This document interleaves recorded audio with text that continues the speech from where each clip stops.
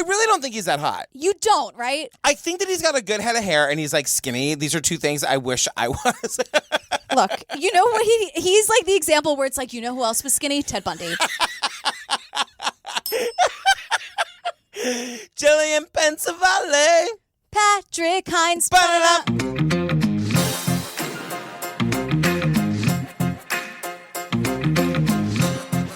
You guys, we've got a bunch of announcements before we get to the show this week. Yes. Okay, here's two things. If you guys, we've been lying to you about the live shows. We actually have another live show that you can still get tickets to this year. What? Where? At PodX. Oh my God. You guys, May 31st to June 2nd, we are going to PodX. It's a podcasting convention where all of your favorite podcasts are going. Mm-hmm. It's us, Accused, Crime Writers On, Bear Brook, Crime Junkie, Nancy, Oh No, Ross and Carrie, the Hamilcast. The Hamilcast. Every show is doing a live show. We're doing a live show. You can come, you guys. Yeah. All you have to do is go to podx.com, get your ticket, and if you use the code TCO, you save $10. The tickets are cheap anyway. They're like $69. Oh my goodness. I know. You come see us live, come see all these other shows, come hang out with us. Oh, and it's in Nashville, P.S. Yes, it's in Nashville. Mm-hmm. And the very next weekend, we're going to CrimeCon. Where? In New Orleans, where I've never been. You guys go to crimecon.com and get your tickets if you're coming there and use the code OBSESSED19 and that saves you 10%. And you can find all of this on the CS Live page. The other thing, you guys, we just changed our tiers on Patreon. This is a big deal. This is a big deal. I just got Patrick level. This is a big deal. So nothing is changing at the $5 level, you guys. You can get all of our bonus episodes covering Serial, The Staircase, The Jinx, Making a Murder. All of our bonus episodes, our extended outtakes, that's all staying the same. And so then we added a second level at $10 where you get all of the $5 stuff. Right. All of it. And in addition, you get our regular episodes ad-free. Ad-free, you say? Ad-free. So starting with our last episode, the Ted Bundy Tapes Part 1. Okay. Ad-free, it's already there. Go get it. And then this episode and every regular episode going forward. And then we added a $20 level. If you want to see everything you get at all the levels, go to patreon.com/truecrimeobsessed. Perfect. You'll see it all. Last thing, come see us live at our Pride show. Okay. You guys, the tickets are starting to go fast. I'm doing Pride tours the morning of the Pride show. I'm not wearing black. Yeah, exactly. Go to our website for all the information, truecrimeobsessed.com. Click on See Us Live, and you'll see all the information you need to know. Yep. See you there. See you there. Should we get to Ted Bundy Part 2? Yes. I need to never talk about this bitch ever again, so let's go. Let's drag him. He didn't look like anybody's notion of somebody who would tear apart young girls. My name is Ted Bundy. I've never spoken to anybody about this. I am looking for an opportunity to tell the story as best I can. A person of this type chooses his victim for a reason. Possession, control, violence. There was something unique about Ted's brain. He talked in terms of a voice in his head, and this voice would start saying things about women. He had very blue eyes. When he really got going, his eyes went absolutely black. Murder, leaving a person of this type hungry, unfulfilled, would also leave him with the obviously irrational belief that the next time he did it, he would be fulfilled. And the next time he did it, he would be fulfilled. Or the next time he did it, he would be fulfilled. Theodore Bundy has escaped, suspected of dozens of sex killings in Washington State, Idaho, Utah, and Colorado. I think things are going to work out. That's about all I can say. Bundy is acting as his own lawyer. What is unusual to see is that many of the onlookers are women. Are you a little scared when you look at him? He just doesn't look like the type to kill somebody. Serial killer Theodore Bundy has escaped once again. One of the FBI's most wanted men. He was charming, good-looking, smart. Are you sure you have the right guy? I mean, I'm not an animal and I'm not crazy. I'm a split personality. I mean, I'm just a normal individual. Girl, I'm going to get us started. Can you, please? Yeah, because here's the thing. Last we left Ted Bundy, he escaped! I know. Let's call it what it is. I know. Ted Bundy was on trial for this murder in Aspen. I think Bundy was the only case on the criminal docket that morning. I thought that the court proceedings were going very well. We took the morning recess, as always, so we went our separate directions. I was out in the hallway smoking a cigarette, talking to one of the deputies. And Ted was in the back of the courtroom where the law library is. He was doing research. No one is paying attention to him. No, he's in the law library by his lonesome. He is allowed... with an open window with no screens or locks on it. He is allowed, and this happens throughout this episode. He is allowed to walk around without chains, without a belly chain, without handcuffs. No one's even looking at him. He jumps out the second-story window. Because remember last episode, he was like training for it. Yes. In his little 2x2 jail cell. Here's the thing. I Google Earthed this courthouse. Ooh. You guys. Gave it a Goog Earth? I gave it a Goog Earth. It is really high. They look like they're 40 feet off the ground. The video that they show from like the news report back in the Yeah. 70s, I was like, oh shit. Like that does look high. There's a tape of him talking about how like he had to psych himself up. I remember psyching myself all the way up, saying to myself again and again, you must go, you must go, you must go. Don't hesitate, don't stop, don't stop. He jumps and he just like escapes into the afternoon. I feel like it takes 45 minutes for anyone to even notice he's gone. Right. And my favorite thing, so the name of this part 3, is called Not My Turn to Watch Him. And I love that. So there's a recess in court. Yeah. Which is why he's like allowed to just like wander. So no one has seen him for a while. A sheriff goes up to his lawyer and is like, hey, girl, have you, in hushed tones, because you know if you ask, has anyone seen Ted Bundy, it's going to go crazy. He's scratching the back of his neck. Hey, anyone seen the serial killer? Don't freak out. Don't freak out. It's not a problem. It's not a problem. I just want, just real quick. Do you happen to know where your client Ted Bundy is? My approach to things like that is usually pretty whimsical, and I thought that was funny. And I said, "You're not really my turn to watch him." Not my turn to watch him? The serial killer. Yeah, like we said last episode, Ted Bundy, serial killer. Also, we get a disco news watch because it's the 70s, and it's like, breaking news. Good evening. But there's this one guy. You can't just tease us with a breaking news and not give us the I'm going news. to do it. Okay. He doesn't really say it this way, but he repeats one word that made me actually stop in my tracks. I'm constantly pausing and rewinding this, as I'm sure you are. But he's like, this sounds nothing like him, but here it is. Breaking news, Ted Bundy has escaped from the courthouse. Like, he has to say, like, no, you heard that right. You heard that right. Everyone keeping track at home. Ted Bundy, serial killer, escaped from the courthouse. Panic ensues. I know. The minute they're like, the bitch is gone. You guys, they know that he has murdered multiple people. You know who's also gone? That sheriff who was like, don't worry about it. Don't panic. But has anyone seen Ted Bundy? Where is he? She's running for the hills. She ran like a thief in the night. She's gone. The most Colorado-iest thing happens next because they set up a roadblock because the idea is that there's only 2 roads out of Aspen. Yeah, which I was like, is that hyperbole or are there really only 2 roads out of Aspen? Aspen has expanded in years following.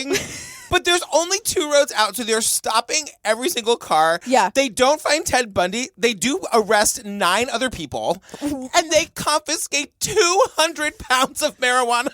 Even, the more things change, the more they stay the same. But people just run. They're like, he's gone. And everyone in every direction is just running throughout Aspen, like in the middle of the day.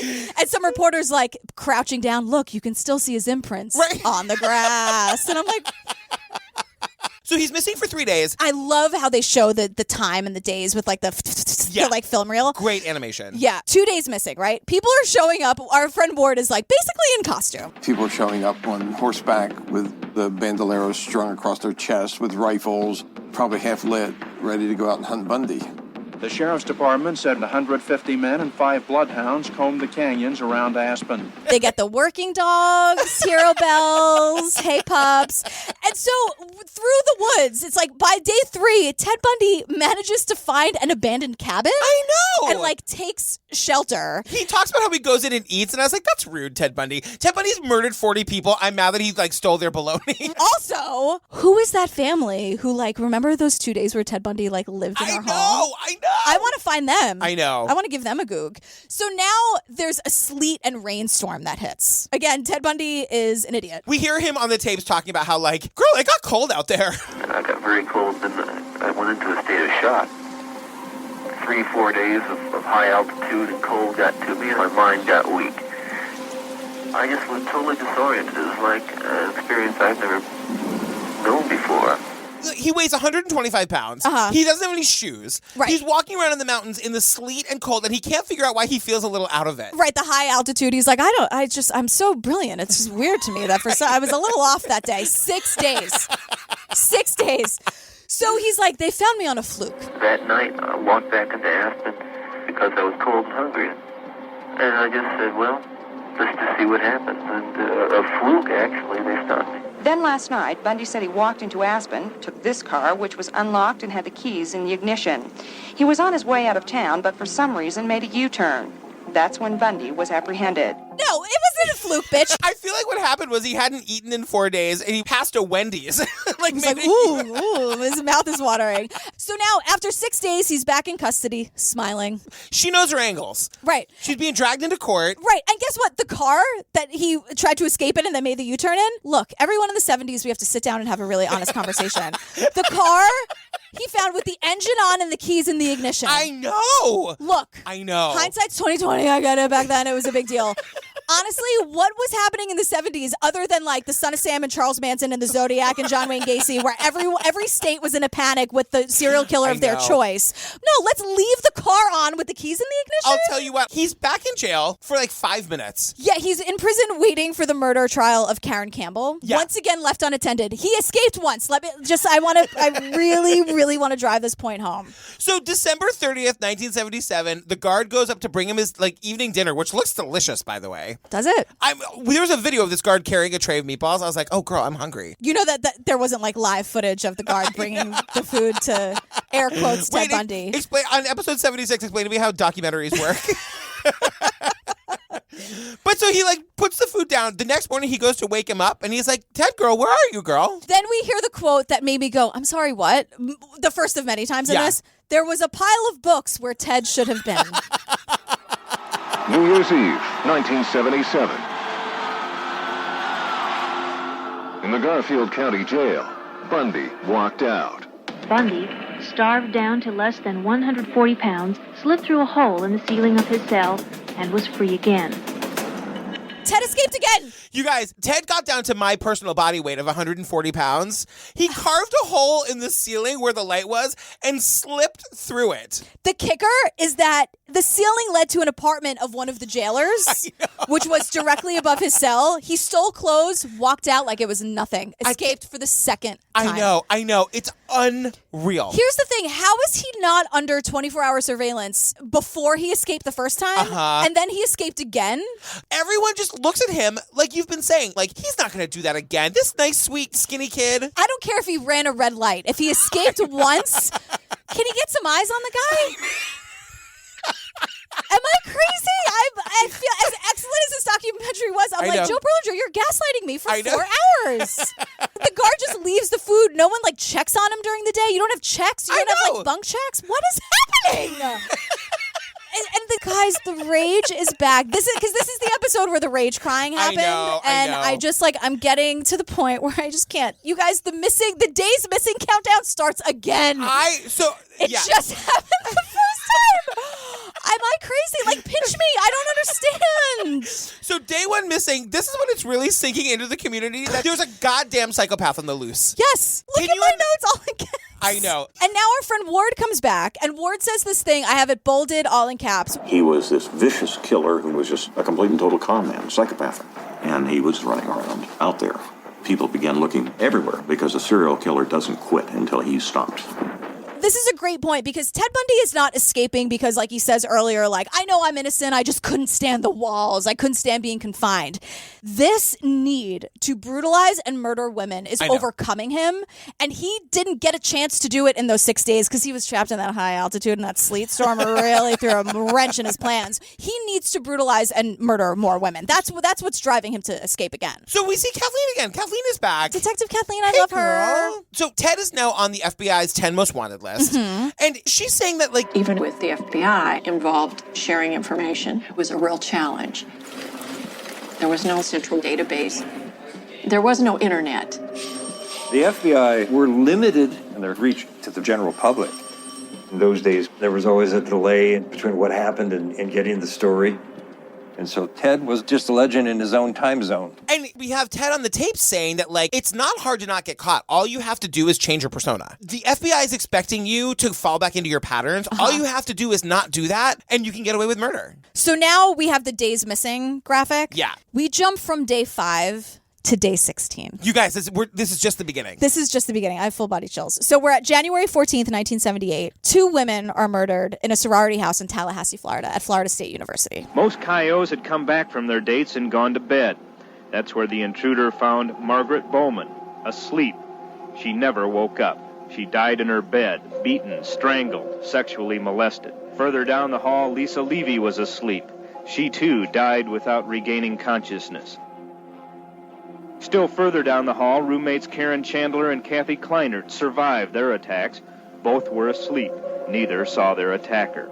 2 women are murdered. 2 women have been beaten almost to death. And there are no witnesses. No witnesses. He came in, he came out, nobody heard a thing. In the same sorority house. I know. They were all roommates. They were living together. I know. And so we meet this sheriff who's with us for the rest of the documentary. I love this guy. Sheriff Ken.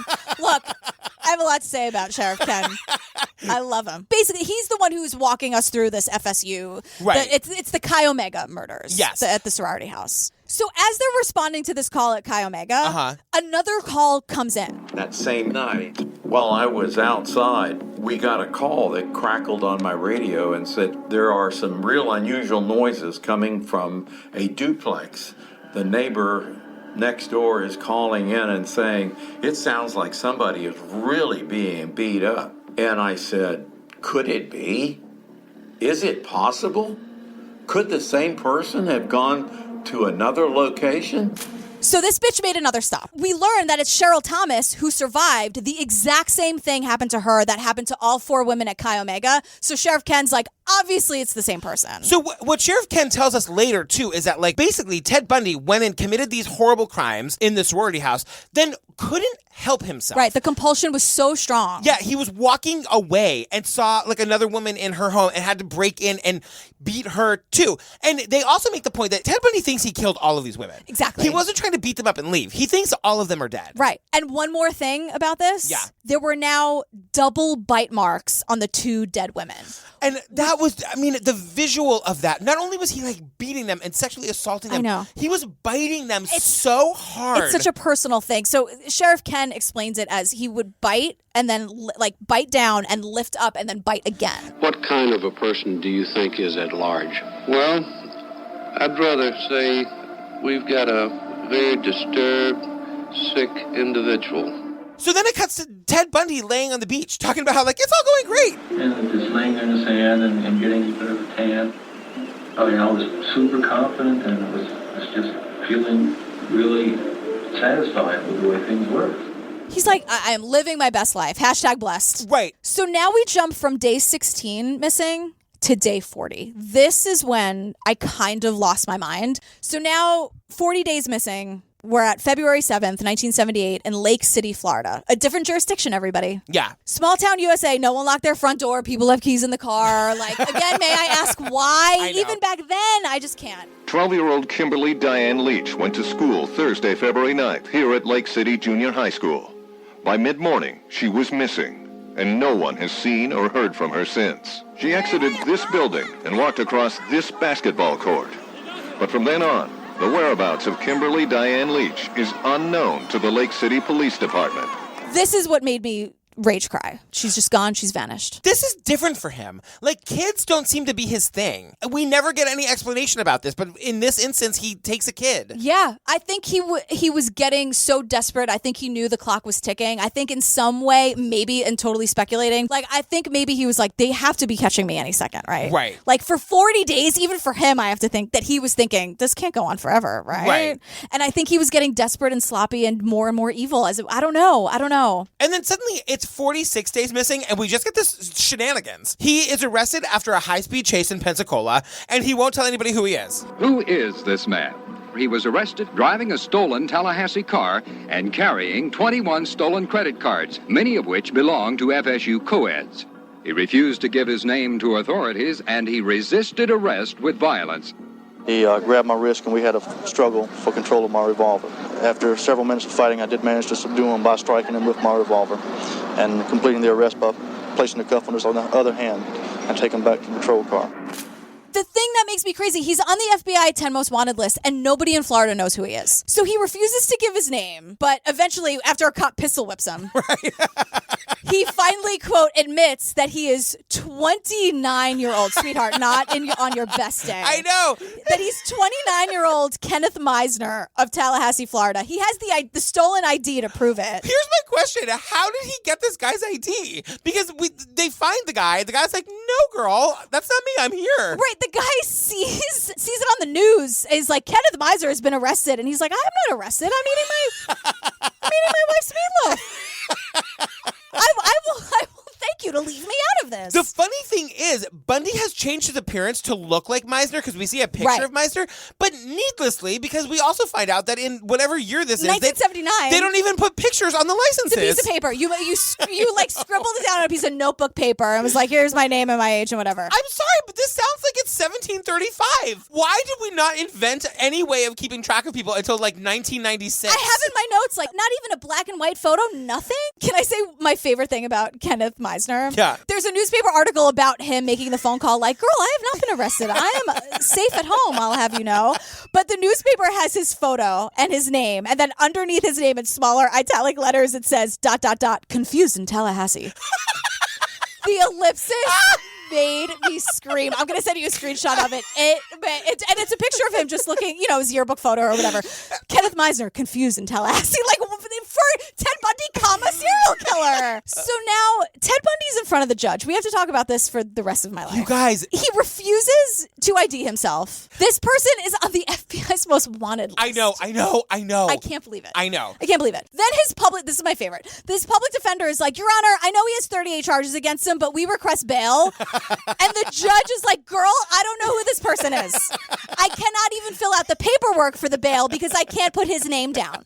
So denied, bitch. And then the public defender is like, Your Honor, look, I wasn't here when he said that he wouldn't say his name. I wasn't here for any of that, but bond, please. And what's crazy is that the local news is calling him like, will we ever find out who this mystery man is? Mr. Mystery. He's on the 10 most wanted list. This documentary makes the FBI seem useless because at this point, 6 states have called in the FBI to help them. And then Florida's like, hey, we have the same, all these co-eds are missing. They look exactly the same. It's the same thing that happened in Utah and Colorado and all these places. And the FBI's like, girl, it's my lunch break. I want it to be one of those mockumentaries where like the camera slow zooms in on like the 10 most wanted poster right behind Ted Bundy. Right.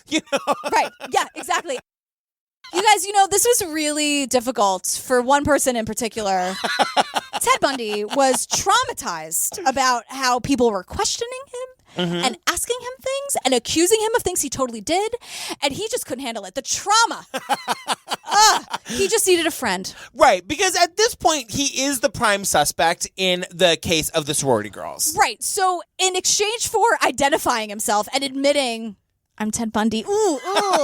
In exchange for that, he needs a phone call with Liz, the girlfriend who ratted on him to the police and said, you should probably check out my boyfriend who's super creepy and also named Ted.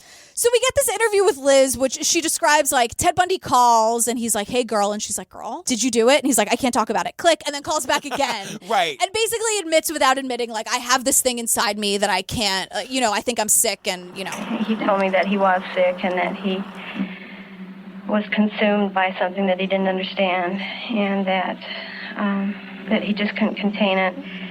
He spent so much time trying to maintain a normal life and he just couldn't do it. He said that he was preoccupied with his force. We have to talk about the investigative journalism where the local news goes and finds where he lived when he was creating all this havoc in Tallahassee. And we meet his across-the-hall neighbor, this woman. Frances Massey lived across the hall from Bundy and knew him as Chris. What kind of person was he? A quiet type person. Aloof, friendly. You got out to dinner with him one time? And we went out to dinner once. That's kind of... She kind of thinks the whole thing's kind of funny. No, I think that's complete nervous laughter. I think she's mortified that she didn't catch on that he was a psychopathic serial killer. Well, she was kind of into him. They went out on a date. Dinner with him. And I think she's kind of doing those things if you don't laugh about it, you'll cry. Oh my God, I went on a date with a serial killer. I think that's where she is. And of course, someone's like, Frances, tell me about that time you went to dinner with Ted Bundy. And she's like, oh, I mean, she's on her porch, the poor thing. I know. I think it's hitting her. Now everyone knows I went to dinner with him. And I didn't say anything. And now he's also the prime suspect in the Kim Leach disappearance. Who's 12, by the way. She's 12. She's 12 years old. And the police found her body 8 weeks after she went missing. So now, remember Sheriff Ken? Yeah. Sheriff Ken is back. And the thing is, now they have to figure out, now that they know, like, oh, it's Ted Bundy and he's wanted in all these states, now they have to figure out, like, what is the best case to try him on? Yeah, they know that he committed all these murders. We've seen this in countless other documentaries where you have to pick the one with the best evidence. Right. So they decide to try him in Tallahassee, Florida, because the prison was really, really, really, really, really secure. And Sheriff Ken really wants to drive that point home. My goal was to never, ever allow him to kill another young lady. So we put him into a secure portion of the jail, and then we had 3 locks on the door. The traditional key lock, the big key, the jail key, and then 2 very large, very, very strong padlocks. They added padlocks. I was like, you guys, the last time you went through the ceiling. How about you just stand there all night? Right. Just put a guard at the cell. Right. I feel like they had that too. Yeah. Sheriff Ken does not mess around. Right. Yeah, Sheriff Ken doesn't mess around because later that night he goes to get Ted Bundy. He's like, yeah. Wake up, sweetheart. Surprise. I said, we're going for a ride.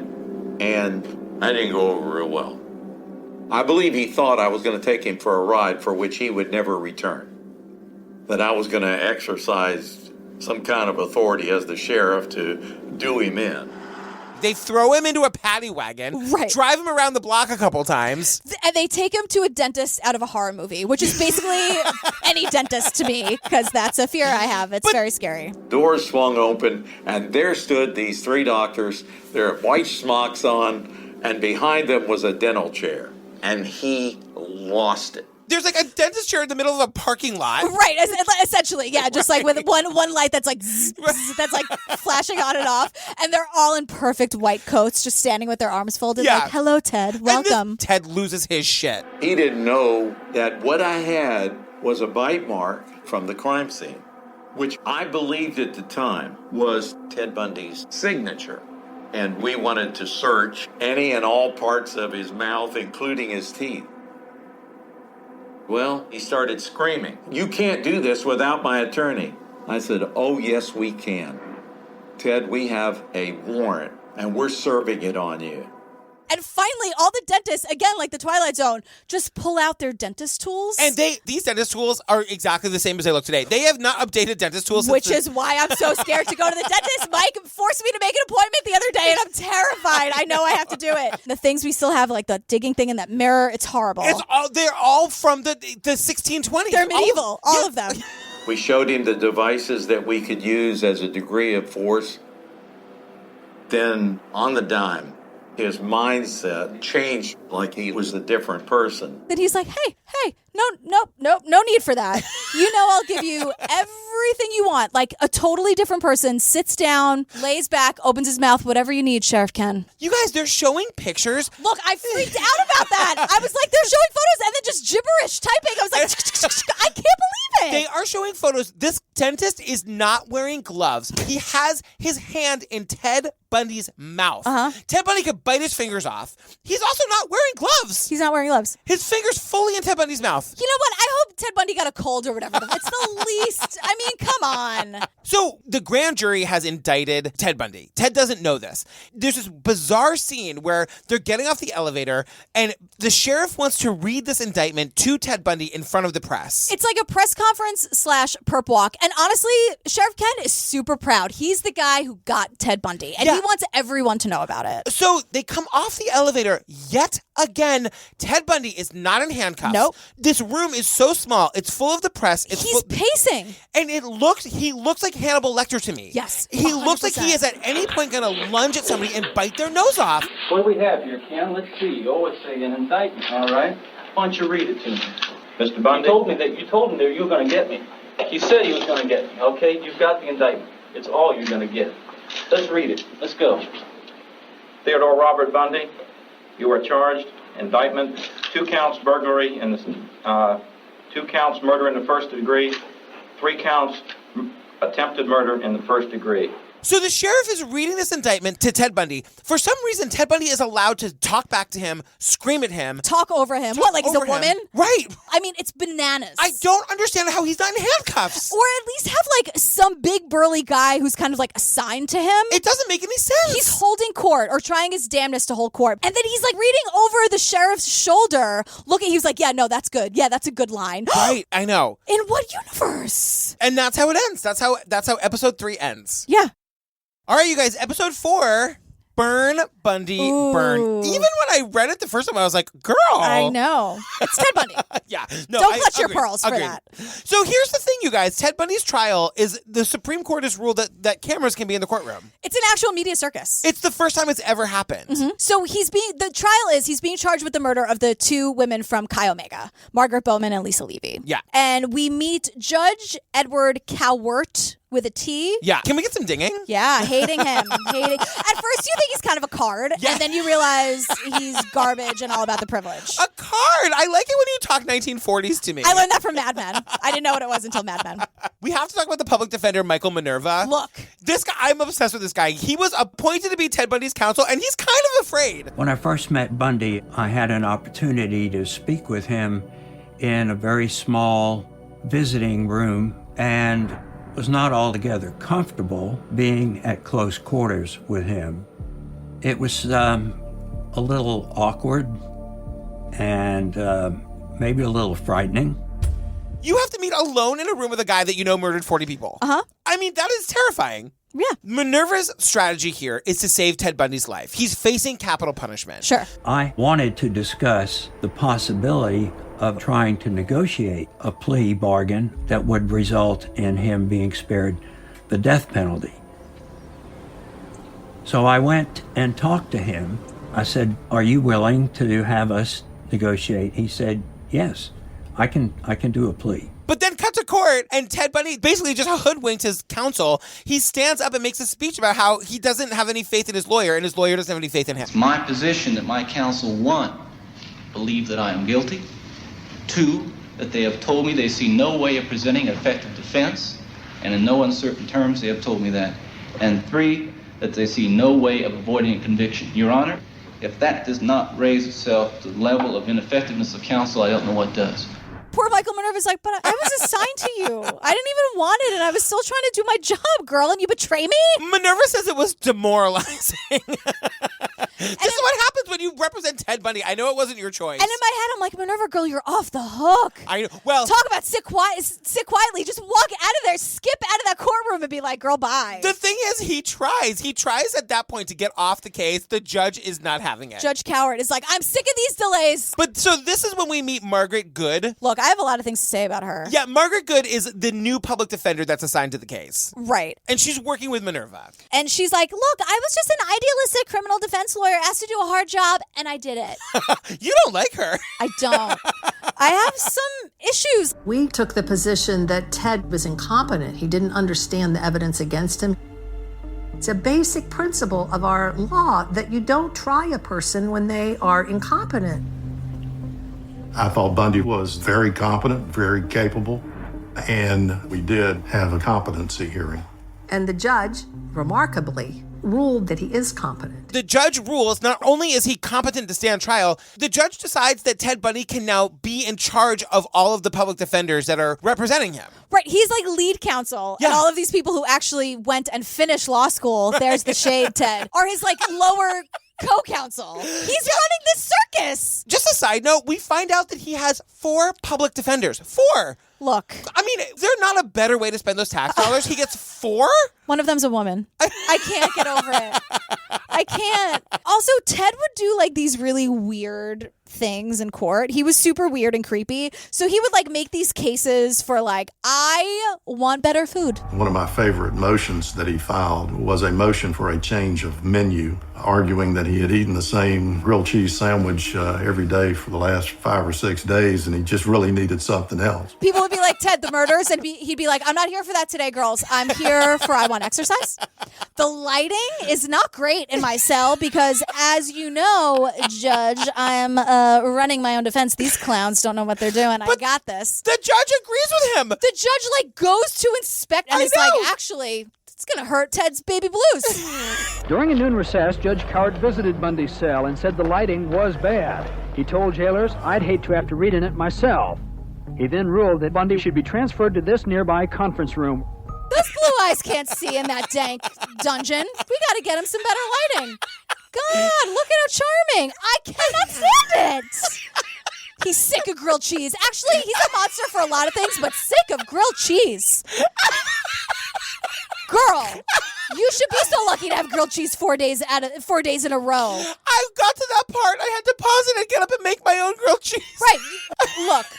Rapist, murderer, horrible person. He's a monster all across the board. He also, in addition, is sick of grilled cheese. God. So then the prosecution, their ace in the hole is the fact that they actually did have a witness who, quote, saw Ted Bundy the night of the murders at the sorority house. Yeah, Nita Neary. They call her to the stand. The prosecutor asks her to describe Ted Bundy. Could you describe the man that you saw at the door? Yes, he had a very prominent nose, a straight bridge that almost came to a point, not quite, very thin lips, clean shaven. I commented earlier, nice looking almost, if you want. She calls him nice looking. I know.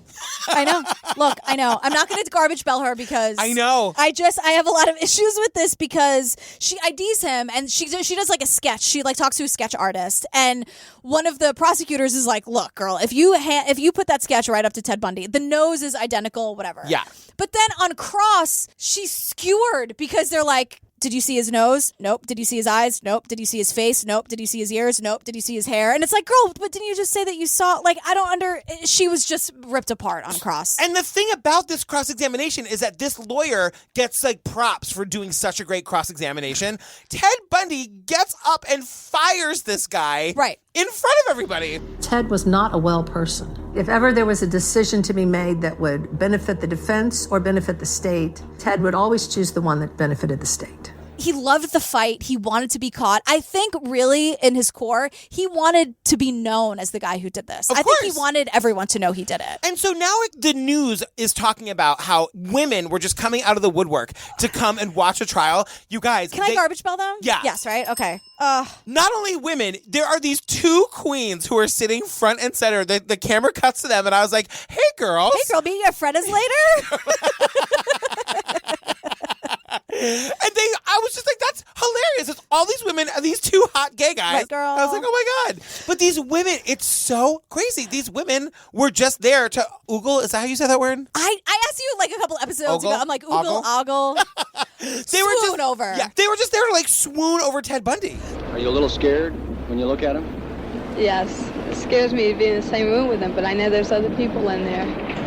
I'm not afraid of him. He just doesn't look like the type to kill somebody. Every time he turns around, I kind of get that feeling, gonna get me next. I related to this. I was like, this is like the original true crime podcast. The girls were trying to pass notes to his lady lawyer to pass to Ted, and thank God she's like, girls, I can't do that, but if you mail a self-addressed stamped envelope to my law office, I could probably get you a signed headshot.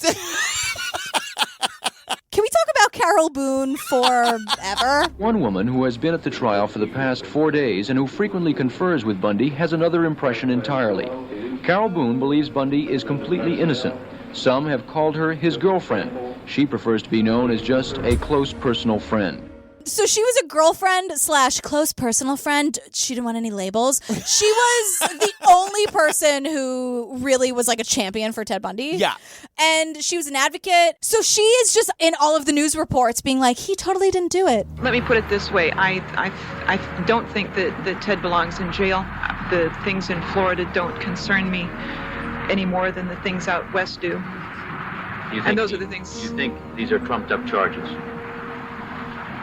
I don't think they had reason to charge Ted Bundy with murder in either Leon County or Columbia County.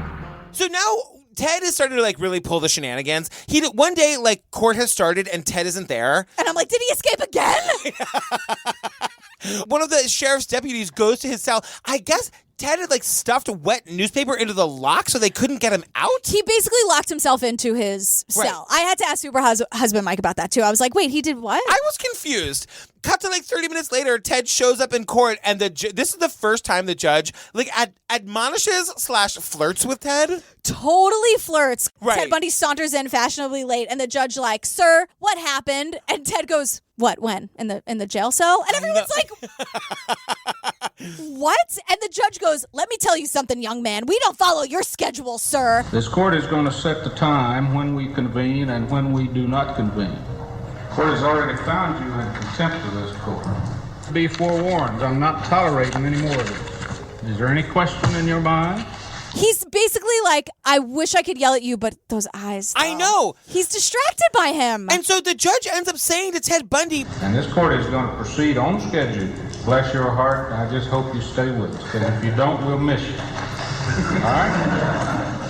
This is Ted Bundy! I know. And the thing is, what made me so mad watching this is like when he was not being looked after and he could like walk in the library. It's like, can you guys give a shit about dead women? I know. For 4 seconds. I know. Like, bless your heart, he says. God damn it. I know.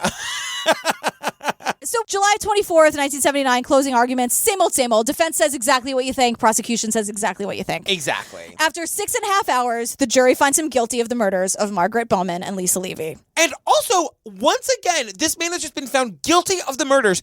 He's lingering in the courtroom, no handcuffs, no police are near him. He has his back to the judge. He goes back to the judge. He's talking to his lawyers. No, I was like, how is he not being rushed out of there? Yeah. So then we go to the front of the courtroom. We see Louise Bundy, his mother. Which is just crazy, by the way. Yeah. What's crazier, I think, is that she's standing next to some like teenager in a muscle tee crop top.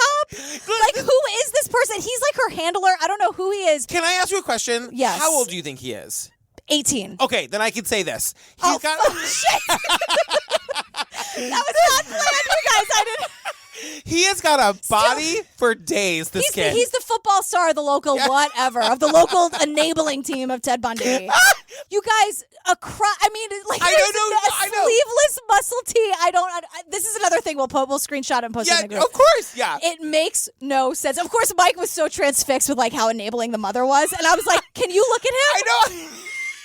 So now they have to decide on his sentence. He's found guilty. The jury comes back and deliberates like, what are we going to do? Guess what? The death penalty. But wait, we have to talk about the full-on man crush this judge has on Ted Bundy. Right. So after this judge, Cal Word, remember I was going to go from the T to the D. He's like, you're extremely wicked, shockingly evil, and vile. Then in the same breath, he's like, take care of yourself, young man. I mean that sincerely. It's a tragedy for this court to see. It's such a total waste, I think, of humanity that I've experienced in this court. You're a bright young man. If you made a good lawyer, I'd love to have you practice in front of me, but you went another way, partner. Take care of yourself. I don't have any animosity to you. I want you to know that. The judge is full on salivating looking at him. I don't have any animosity toward you? Look at my notes. Excuse me, and then just gibberish.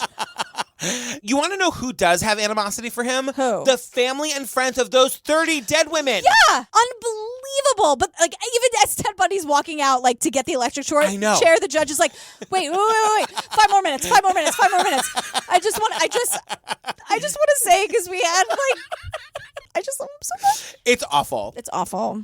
So now we have another trial, the Kim Leach trial. Kim Leach, the 12-year-old. Yeah. So now it's November 1979, and we're in Orlando, Florida. So here's the deal. Ted Bundy got the death penalty for the Chi Omega murders, but they want to ask for it again for Kim Leach because, one, if you have 2 death penalties, there's like more of a chance it'll stick. And also justice. Right. They don't mention that, but I'm like, and also justice to make sure he pays for what he did. Exactly. You guys, he's going to the electric chair. Spoiler, Ted Bundy's dead at the end of this. Thank God.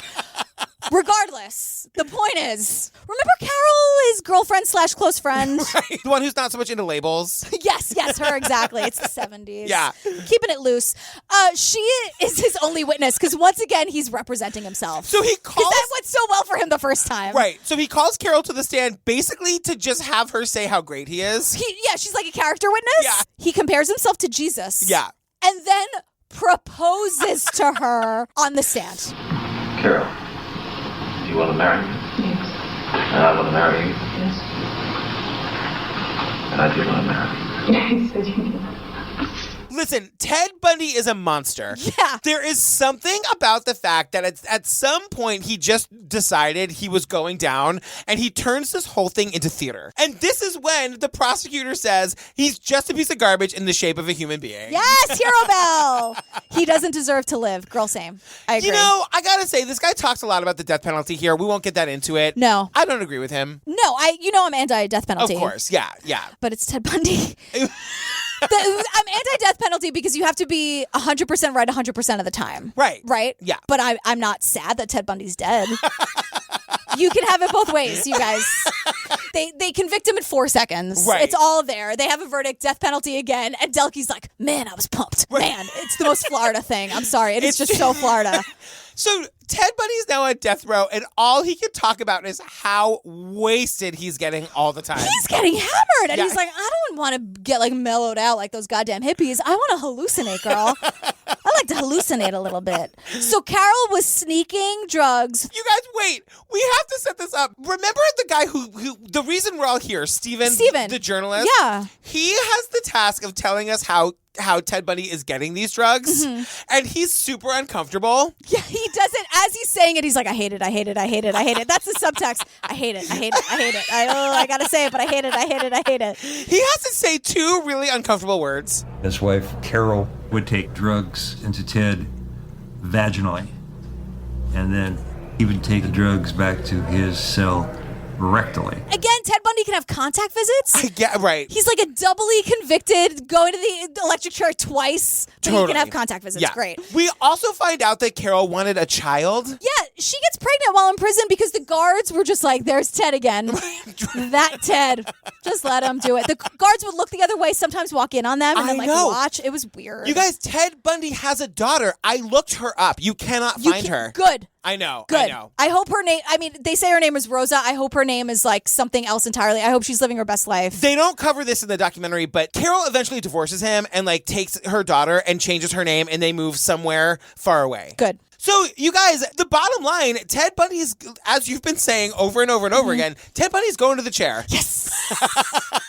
So now, you guys, it's the day of the execution, y'all. And for the last look, Patrick, our job is to report, to talk about what the documentary has told us. Am I right or wrong? You are correct. Okay, so what happened is now all of these like FSU frat boys, they were tailgating outside the prison I know. where he was going to be electrocuted. There were a lot of drunken college kids there, young men who were age 10 or so when Ted had killed those girls at Cuyahoga. It was an excuse to get drunk and whoop it up. There was a lot of that going on. They have all these signs. One of them says, take a seat, Ted. One of them says Tuesday is Friday. Yeah, Friday. Burn, baby, burn. I know. They call it, the electric chair was known as Old Sparky, which is like a whole thing. So everyone's like tailgating and like chanting and cheering for Ted Bundy to be electrocuted. And he is. As witnesses walked out of the prison to signal Bundy's death, the crowd outside cheered.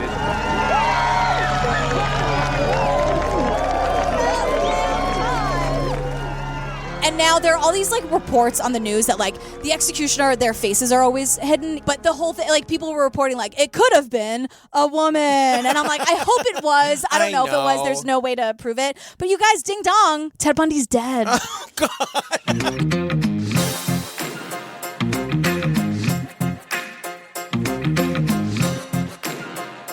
Girl, we did it! Look, this was a terrible story, but an excellent documentary series. It was excellent. You guys, just a reminder, come see us at PodX the last weekend of May in Nashville.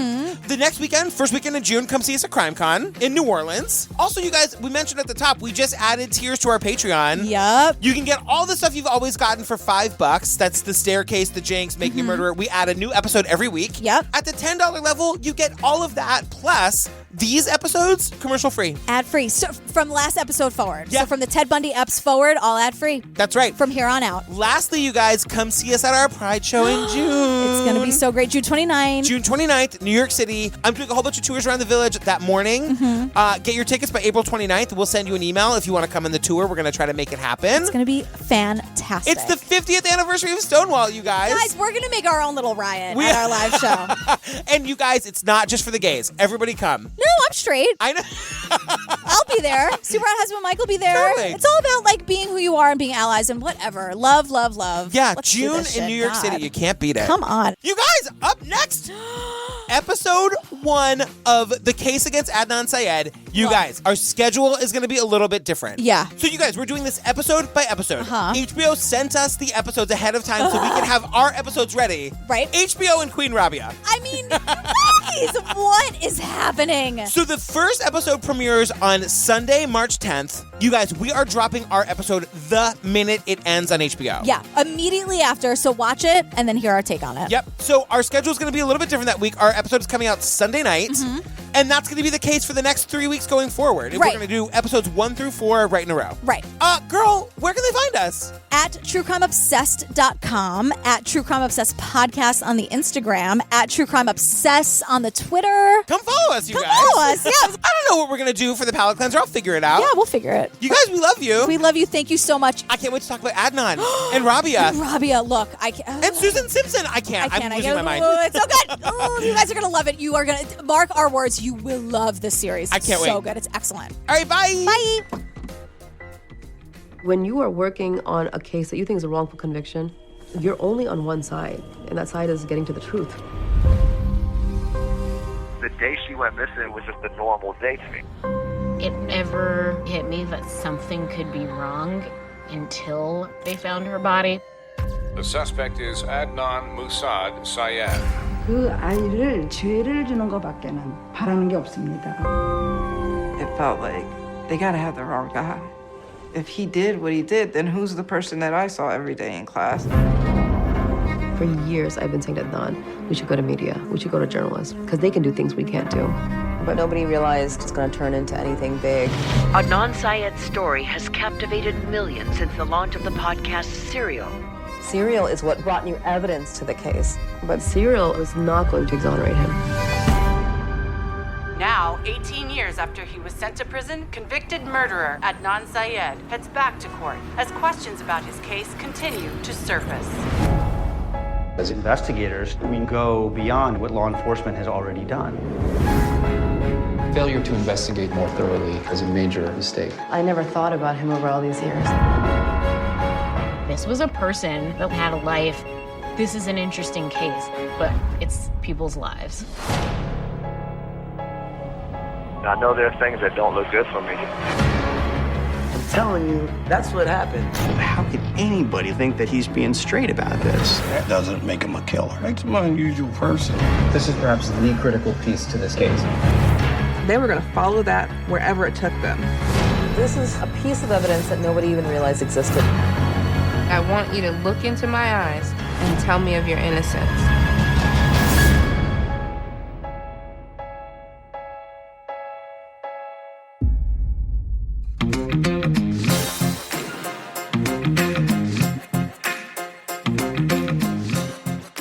Was that okay? That was great. We really nailed it. Okay, because we just did a little singing of One Last Time from Hamilton, and that last note I didn't do well, so I'm a little self-conscious, even though nobody else heard it except for you. I'm not going to tell you where she lives. My sister, they don't lock their doors. Today? Today. Get her on the phone. FaceTime her this minute. Oh, no, but is she the one who's in the military? No, different sister. Oh, okay. I was going to say, because she can totally hold her Yeah, own. no, you don't want to. You guys don't fuck with Becca Hines. No, Becca, really don't girl, fuck with her. I would not. I would just want her to like me. Do you think she'd like me? She would very much like Okay, you, cool. for sure.